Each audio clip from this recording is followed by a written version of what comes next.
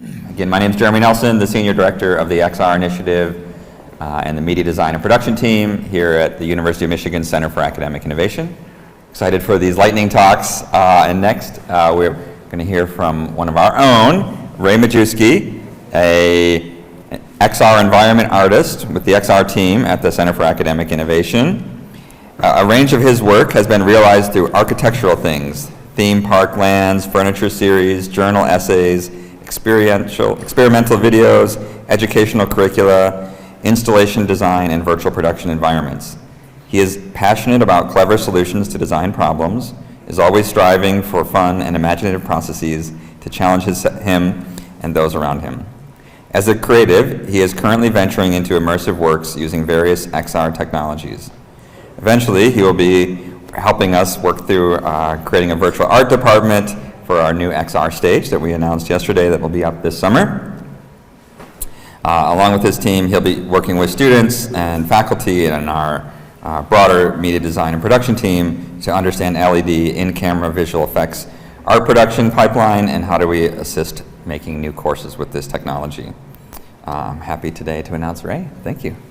Yeah, thanks, Jeremy. Beside me, so yeah, welcome to the talk.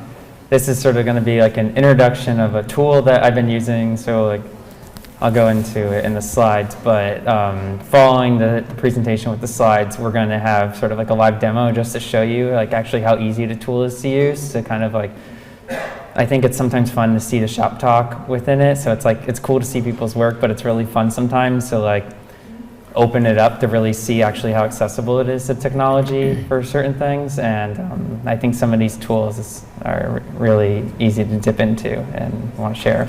And this is Eric Schleffler. So Eric is an XR developer with the team here, and he's going to be helping out with the live link demo. So I wanted to spotlight sort of the team. Like, I'm giving the talk, but it's also a lot of people's effort and work in it. So I want to highlight them because this wouldn't be possible without them. So kind of challenge, what the heck is a metahuman? I think that there's like a lot of talk right now. I come from like an architecture background, and so like before I talk about like the metahuman, I want to talk about like this real human. So this is me.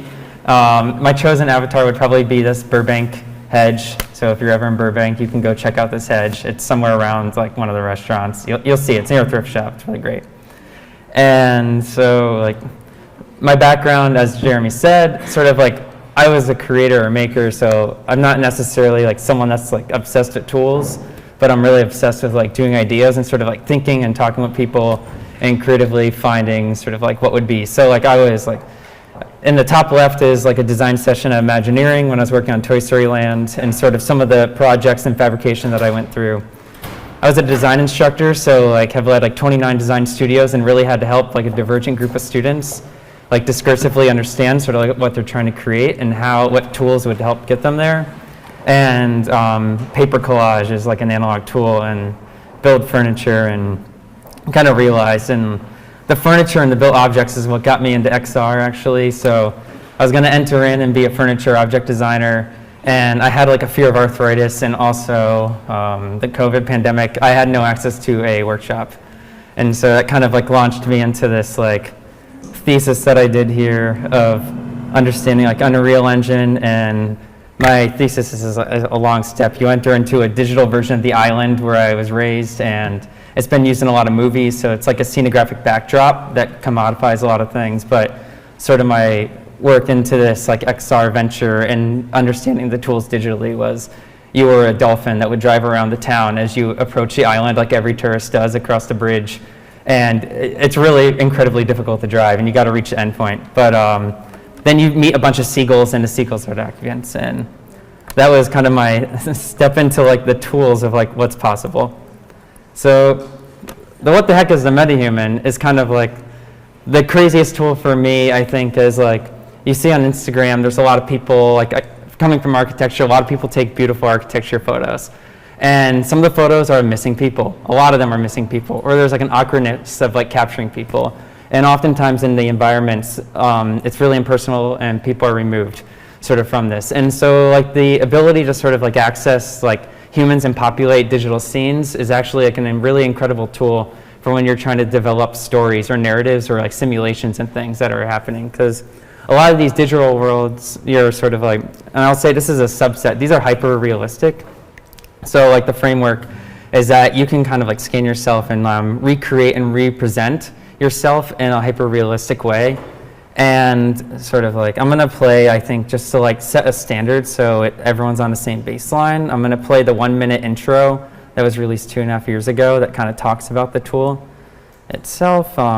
That way, so. I can be 1 minute.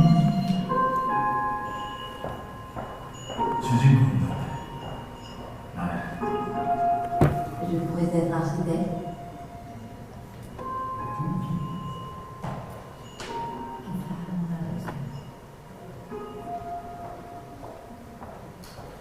You create the narrative.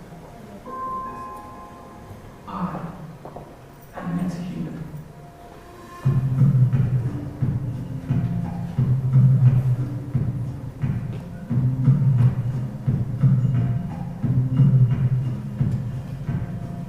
Yeah, and so you're going to see like parametrically, you're given a lot of sliders sort of on the human. And you can adjust these sliders and sort of begin to sculpt. And you see like anamorphically how this avatar in real time is being altered to like a varying range. And it's an editor tool that's launched with inside your browser. So you don't need to necessarily run like, I'm going to break into, this is hosted through the Epic Games Bridge with Unreal Engine. So there is sort of an entry point when it comes to like the technology to launch the engine and stuff like that, but actually developing it can be done on, like on a Chromebook through the tool itself. And like once we kind of discovered this tool and it came out here on the team, Jackson was here somewhere in the audience. I saw him earlier. Sort of the feature, his really, really accurate recreation of the Metahuman was something that for our team, like we were being slated at the time, a lot of virtual production projects to where we're trying to shoot videos and sort of like do historical recreations and talk about simulations. And we're really, I'm like the artist or the 3D content creator, so there's only one of me on the team.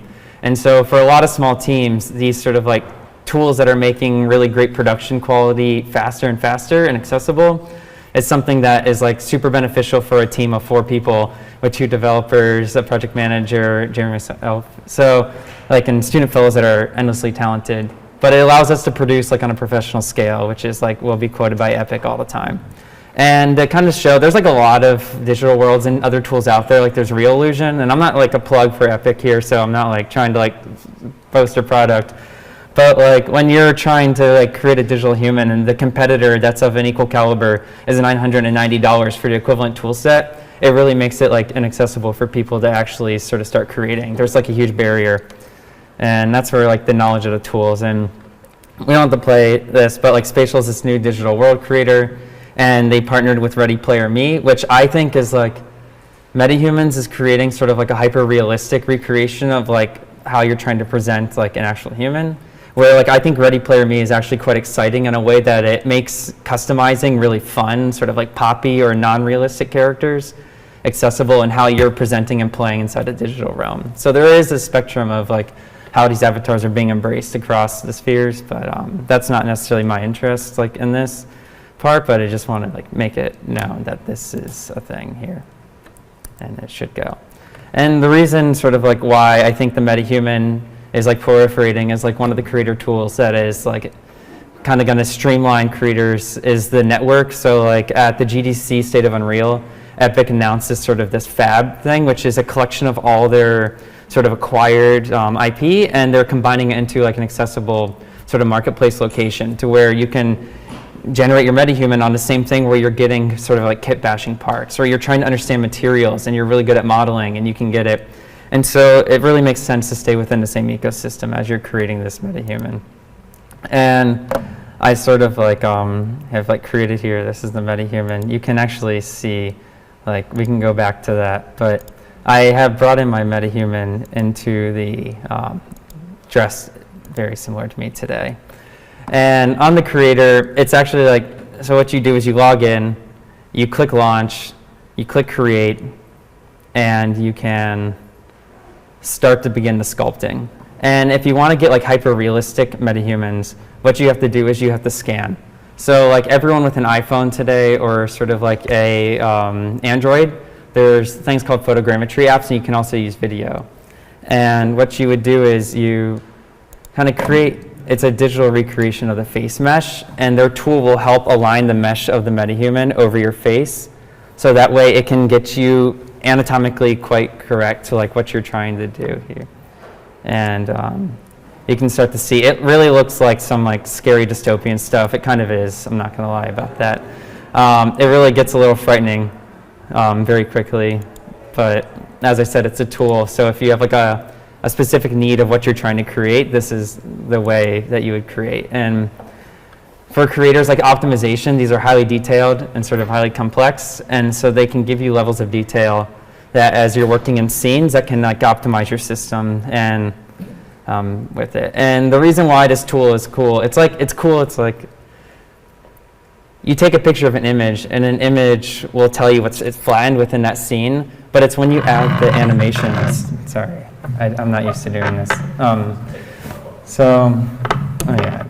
don't really like that. But it's when it comes to life that's like the most exciting. Oh, that sounds way better. When it comes to life, that it's most exciting. So like there's this company, Move AI, and I kind of had been like stalking them for about a year. And after so many emails and exchanges and like getting in touch with this company, if anyone's sort of like doing creations with like animations, this is like if the Metahuman creator sort of opened up our ability to have digital humans in our projects by streamlining that process, Move AI is like streamlining the process by months. And so like traditionally it would take you months to develop and sculpt a human and texture and get it photorealistic. And so like Move AI is doing the same exact thing with animations. And like obviously we were lucky enough to be at an institution that has a budget, so you can buy 6 iPhones and run it from it. So you can like have a full kit. But like if you have a bunch of friends with iPhones, you can band together and capture animations of what you're trying to do. And to kind of launch into the case study of like what the heck is the metahuman is like we're working with this project. I saw Mike Barger here yesterday. I don't know if he's here today, but shout out Mike if you're here. Is that he is the instructor sort of on this Coursera project. So we're currently running the Future of Work series, which is a collection of 10 courses through Coursera. And within Coursera, we're trying to bring like extended reality tools to the production and how we're either giving education through the XR process or how we're producing it through XR. And this like project kind of came on our slate to where we had a need to create a mass amount of people quickly because we were trying to recreate the energy of an airport scene and understanding specifically how do you have someone go through a leadership simulation model of like a high stakes where they're trying to navigate like concerns of different stakeholders like customers and like varying managers, and you have to respond within real time. And this was like a hyper specific real use for the tool, so like it's just like why we're presenting it. But the problem is with like the FAA, you can't go into an airport and just shoot for security concerns. You can't just like get access and go in there. Like maybe a TikToker can like bring their phone, but you can't bring a full production crew. It's just like national security is not a thing. And so this seemed like a really advantageous project to sort of take in with the digital recreation of the airport and sort of like the skills of understanding like how can we shoot this digitally with these metahumans and actually give them a chance to shine to where this would be like the proper project that would afford for it to come through. And in it, sort of like with Move AI, you like set up the scenes and you can kind of like understand logistically where the real human's going to be and how that digital human of the metahuman can come through. And so it takes a lot of prep, specifically a really, really, really large Figma board and logistics of how you're going to script the digital humans. Because like at this point, we have the digital human in, and we'll go to the creator tool in a second, but you have the human in, you have the environment, but like what's next? And so that's where like the creative part comes in, where it's like not the tool doing the work, but it's really the creative team and how they're envisioning the scene unfold. And sort of like through it, like you can start to see the combinations of like move with like, this is the calibration test like in the beginning, and then you'd do the T-pose and it like locks in. And yeah, shout out Jeff, I don't think he's here either.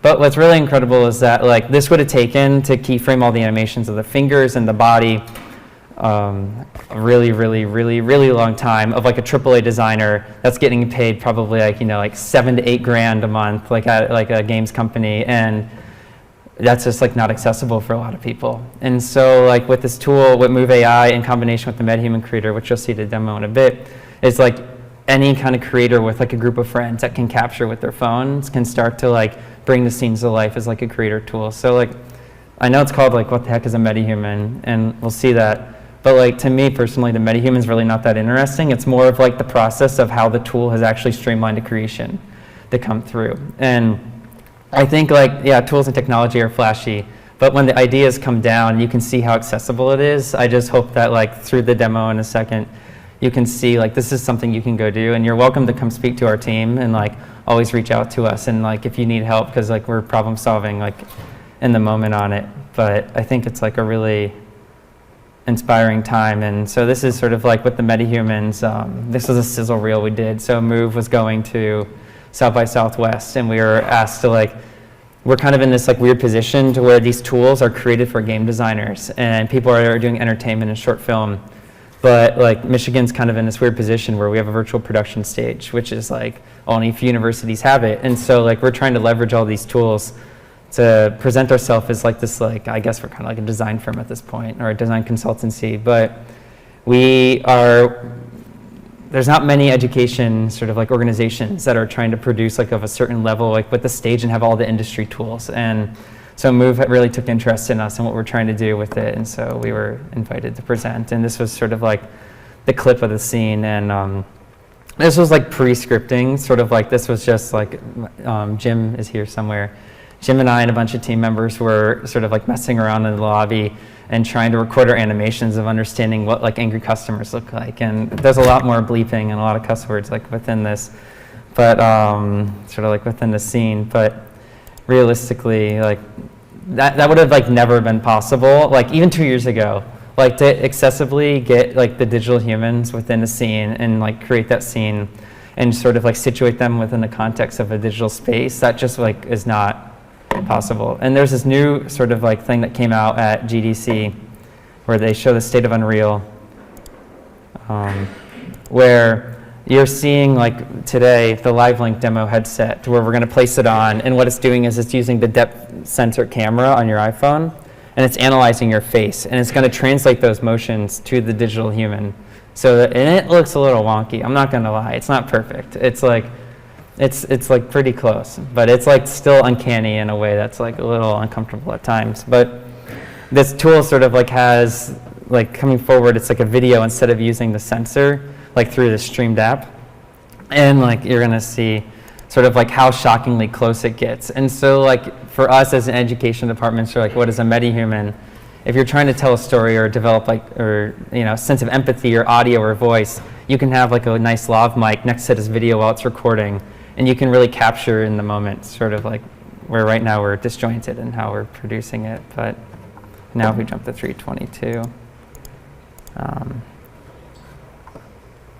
you're going to see the animations. So within a couple of minutes, it processes it. So the video you just saw this woman sort of record is now going to play within editor. And this was in like 2 or 3 minutes. This was like generated within the scene. So like our process of sort of like working with educators, or like trying to develop the scene of like you have maybe like a talking head video, or you're trying to have like a consultation simulation. Like the fact that we can have 2 people sort of just wearing the mics and recording and have a natural conversation and then bring that digitally. The question is, why would you do that? I think also like you have to constantly retrospectively like revisit your process, and why are you making it digital? Does it need to be digital? And sort of what are you trying to bring through? But at least for us, like the metahuman, oh, of course it timed out. That's crazy. But I'm going to set up, this is my metahuman. I actually dressed like them today, which is kind of nerdy, but I wore the same shoes. So I was like making a hat last night, and I was like, okay, like maybe I can get close. That is what I look like with my head shaved. It's just like I can't shave my head because then we have 3 people with shaved heads on the team, and so there's like logistical concerns of like how do we like balance on certain things. No, I can't. I was gifted with the bird's nest, so with it I can kind of show within the creator here of you can sculpt. This was doing sort of like the photogrammetry scan, and I'm willing to like share any resources I have, but like if you want to like blend face animations, sort of like it will go with strength here. You can sort of combine different characters that might have features, or you can like reduce the strength like on the face. It did a really good job with my face, so I didn't really have to like modulate it or adjust it too much, but you can start to see sort of things. And like you can get really close with the eyes. So like you can sort of get like the iris, like perfect to like what you'd be. You might not even know what your eyes look like. I didn't before I did this. I actually learned a lot about my face. I didn't realize I had like a crooked smile until like I scanned this, and then like I looked in the mirror and I was like, oh yeah, I do have that. And so I think you learn a lot of weird things. It's kind of awkward. But like the hair, so like April, if you were here for the keynote yesterday, I do want to say like limitations also of this. I think it's they're doing their best, I think, in terms of time. Like the way they're like rendering the hair strands is a little different than traditionally how hair has been done with like graphic cards and textures on it. But there's like a large mix. The skin tone like range is really great. There's like a lot of representation of how you can actually get sort of like freckles and sort of like like wrinkles in like certain places, and like the range is far more sort of like I guess like the word would be representational of like actually what like the humans look like versus like other tones of like skin tone range on other creators that would give you like 8 options. And like that's not really fair, sort of like how you represent yourself and putting people in a position where they're representing in a way and masking or embodying a character that is not themselves. And there's like ethical things that come in like as a creator, like you have the power to create any human. But like ethically, like where do you stand with this, and like why are you using it in this tool? And I think like thinking about those thoughts. But like with other creators, like Eric's worked a lot with hair. We're doing a project sort of with like this team. It's called Black Performance Social Protest. And when this creator came out, it actually did like a horrible job with understanding different hair colors for black hair. So like we worked with this like the hair designer, Eric can speak on this, but like we work specifically with like hair designers to help us actually, how do you do within the play? They work with the Detroit Playhouse and like the Opera House. And how do you sort of like create this and represent the way that these actors sort of as we're casting can represent to themselves and not just like assign defaults and sort of like presets. And this has been like sort of a concern of like, we're understanding limitations of the tool and like ethically, like where does this fall in? Like they don't even have messy hair, so I actually I can't even do my hair. This is like the closest one, and I like don't even look like, come on. But it is fun kind of to see like what you would look like with certain haircuts. I think like if you've ever seen Princess Bride, like true love, like this is like the haircut. My name is Montoya, prepare to die. But, so like yeah, you can kind of like dress yourself, and it gets like to be a really weird time. Like I think like if I could grow certain facial hair, it would like be like a really interesting moment. But with that transition, I think like it's highly customizable, and you can recreate yourself really easily. And if any of you need help, I'd be willing to give time to like help you sort of like hear your projects, not just like how you want to use the tool, but really how are you trying to navigate this. And as we move into like virtual production, we have a small team, and so if you think like, so to explain virtual production or smart stages, I don't remember, I sent the video to Jeremy, but it's sort of this like giant LED wall and you stand. And traditionally you would do it with like green screen, but like now we're presenting sort of like the camera and it's rendering the digital content from the engine so we can step within. And so like when I load Unreal Engine, sort of like in here, you can step within inside. And so like as we start to build out scenes, or as I'm like working with educators to think about their digital scenes, there's like a huge need actually to like reactivate the spaces, because you can only do so much with a digital environment. So trying to understand like how do you actually populate it and add life and energy to these scenes is like, I think not just like someone that can leverage a tool really well, but someone that can contextually understand what it means to direct or sort of be like a cinematographer and a producer and really start to develop that from the viewpoints. And luckily we have like a really great team here. We recently merged, but the media design team is really good at like this kind of stuff. And so like coming with a robust team, we can really like build some stuff out. So what we're gonna do here is I'm gonna add in a metahuman. I already added in Eric, but it's gonna take a second. We couldn't preset it because the IP address would change. So we now have to enter in the IP addresses, but you get to see in real time, like actually what the process is like. We mostly just couldn't do it because it wouldn't work if we did it. But how am I running on time? Oh yeah, we have enough time. That's great. And you can ask questions like while you're here. I can troubleshoot and talk while I'm working. If anyone. Questions? Anyone use any? Yeah. Under Move AI, You're projecting well. under Move AI, how many people do you capture at a time? So- Limited to one? Yeah, there's a couple answers to that. It's not a set one. So as of recent, they have shifted the goalpost back. It was with 6 iPhones, you could accurately capture, Eric, if you could look at the IP address on here. You could accurately capture 3 individuals, but there was like speculation and people really pushing the boundaries. So if you join Discord, you can see the experimental modes. They've recently pushed that goalpost back to 8 people. We did a 5-person capture just because we haven't had a lot of time. We've had a lot of deadlines in the summit coming up, so we haven't tried to push it. Mostly because we also sometimes don't have 8 people in the office. But it is exceptionally good. And the proximity says up to like 18 feet, so like 6 meters-ish. And I really think that can be like expanded. Also, if you have a really good relationship with them, there's a lot of talk about, it's just like their backend and how they're processing sort of like all your data and the captures. And so I think you can actually ask the flex that processing sort of power and like what the demands are and like different credits and stuff. But we have done like this recent capture last week, we did a couple person shoot. There are bugs necessarily within like, so the Metahuman, the translation I'll show you, when you export from Move to the Metahuman, is like pretty seamless actually. The retargeting is incredible. The problem I would say is sometimes your app connectivity drops. And so it's more of like hesitancy or fear that strikes into you when you're recording scenes. So if you have 8 people that are acting, and these are highly trained actors, and you're doing an incredible job scripting and directing, and they meet all their cues and marks, you might be super pleased with it. And you're like, this is incredible. And then you go to export, and a connection on one of your devices dropped.